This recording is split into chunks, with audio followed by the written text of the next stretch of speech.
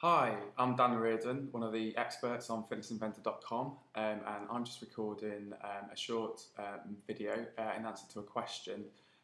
Is hitting the wall a buildup of lactic acid? And I should just point out that within this question there are in fact two different concepts. The first thing that I just want to deal with is this idea of lactic acid, or being more specific, lactate.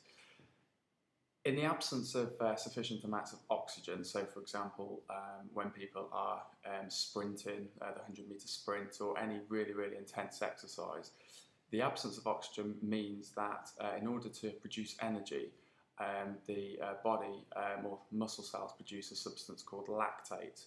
In the production of lactate, a small amount of energy or products that aid the production of energy are released. But this only lasts for a really short period of time. So that's why, for example, sprinters can only sprint as fast as they can for a very short period of time because of this production of lactate. Once the lactate levels once the production of lactate exceeds the disposal of lactate, you have to kind of slow down, and then you require oxygen to break down lactate within the muscle tissue and the muscle cells.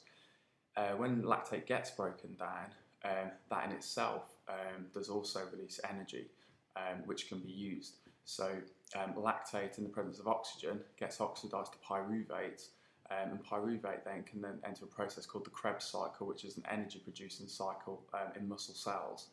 In the liver, the high levels of lactate, they cause the production of glucose via a process called gluconeogenesis, which essentially then releases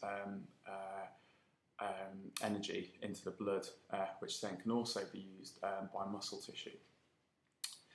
The specific concept of hitting the wall, that simply refers to the depletion of glycogen levels in muscle and in the liver, which then gives you that feeling and experience of just not being able to continue with exercise.